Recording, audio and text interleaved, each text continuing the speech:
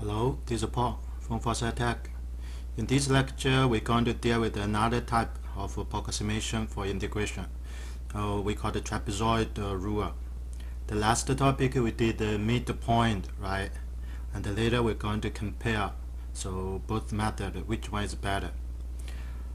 At the beginning, both of the method is for integral that we cannot calculate, like a non-elementary integral, right?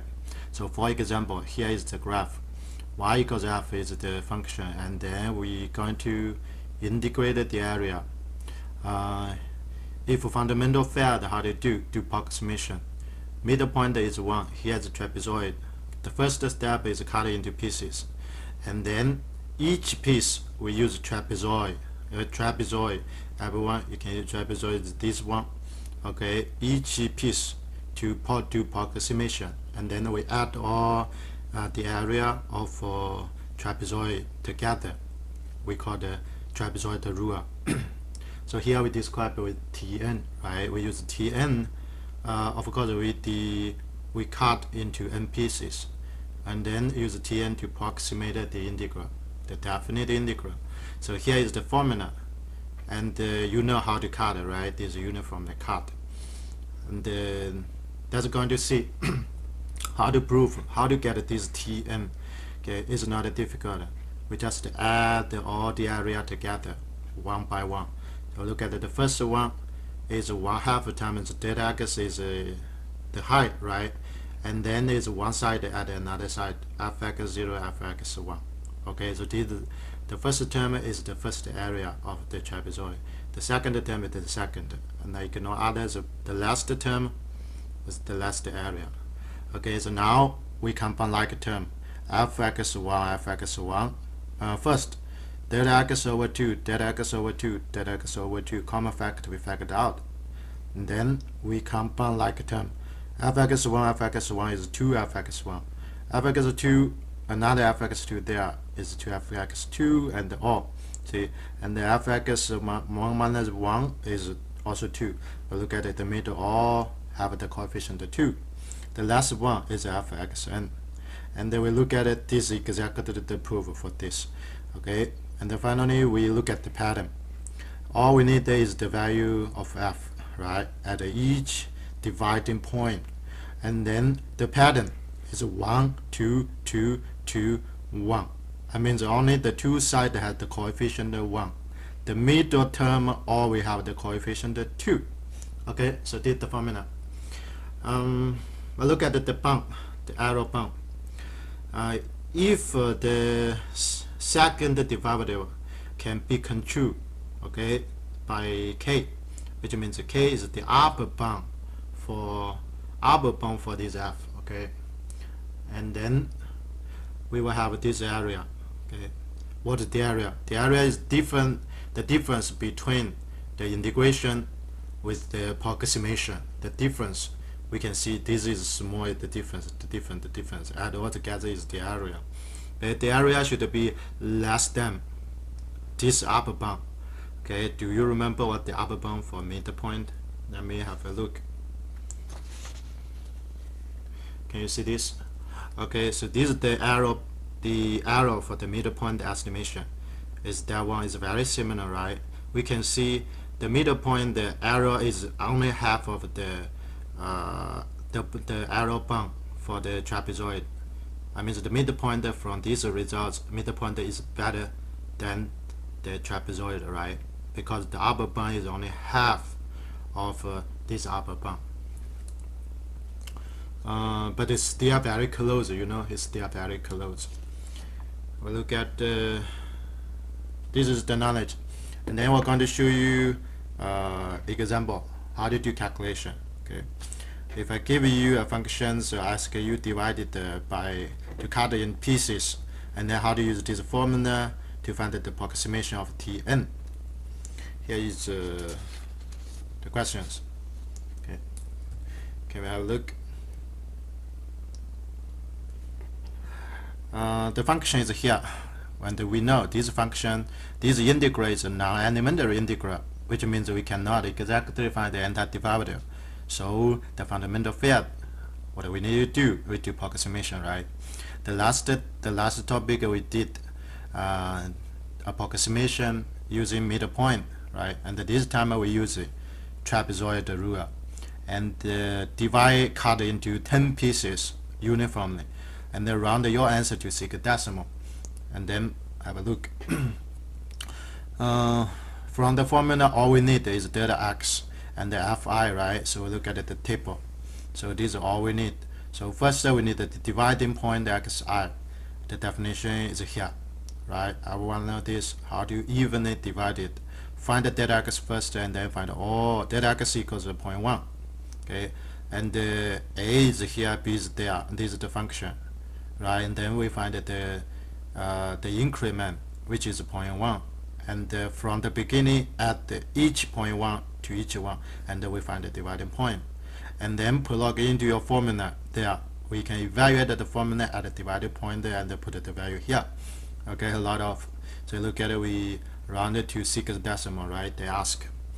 We finally use the formula. Remember the formula is T10 this time is half of dx, and then f x 0, and this coefficient 1, 2, 2, 2, the last is 1, right? Only the beginning and the last have a coefficient of 1, and then plug everything. We get the final answer is 1.5 06361. The last topic, I also showed how to do this in the calculator for the midpoint. Now it's the same. I also use the calculator to do this. Don't worry. So here we say it's not the sum. Okay, it's the kind of sum.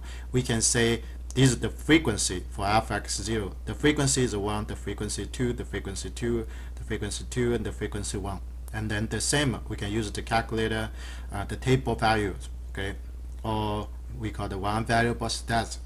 If someone learned the statistic, that's very easy to get. Okay, so let's have a look at my calculator.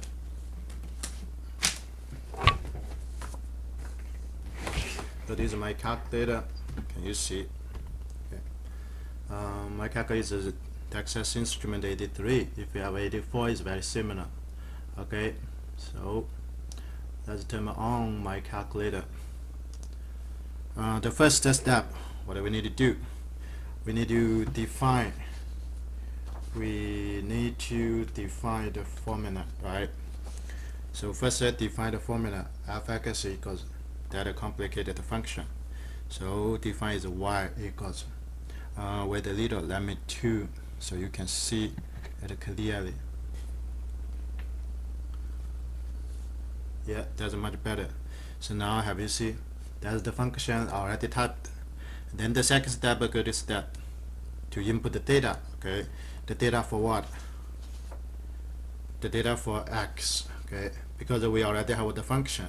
Later we apply the function to this x, and we directly find all the value in one time. Okay, we go to the edit, and we put the data to L1. 1.1 like this. Already typed the data. Okay, now another step is going to find all the f value, which means all this value. Where did I get? I get this from the calculator in the table. Okay, so I will put all the value in L2. How to do? Goes up. Okay, goes to the top. You can see we goes to the top, and then to find the functions in variable, go to y variable. See, that's the function, and which function is y1, right? We deposit, so, and the y1 upon apply to L1, which means L1 is the domain, like parenthesis. L1 is the second one, and then parenthesis, and then enter. And we see this data exactly is the data what I have put here, right?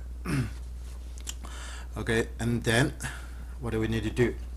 Now we have all the table.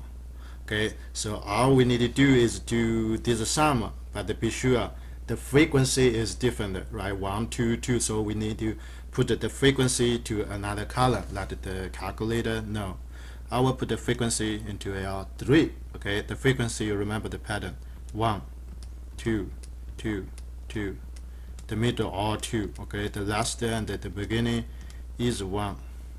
Here is there 2. See, the last is 1. The beginning is 1. Okay, now we have the frequency.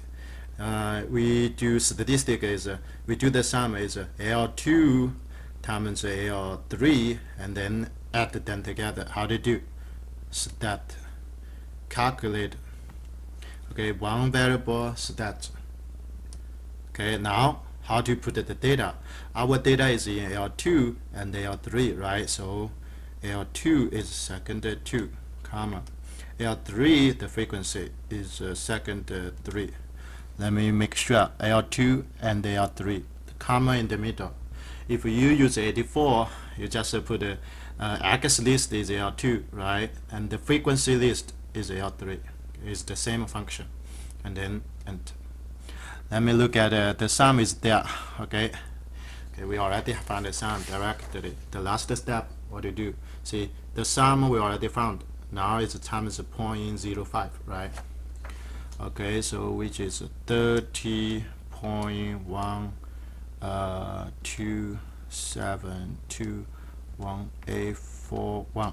Okay, this is the sum times 0.05. I just showed you and then enter.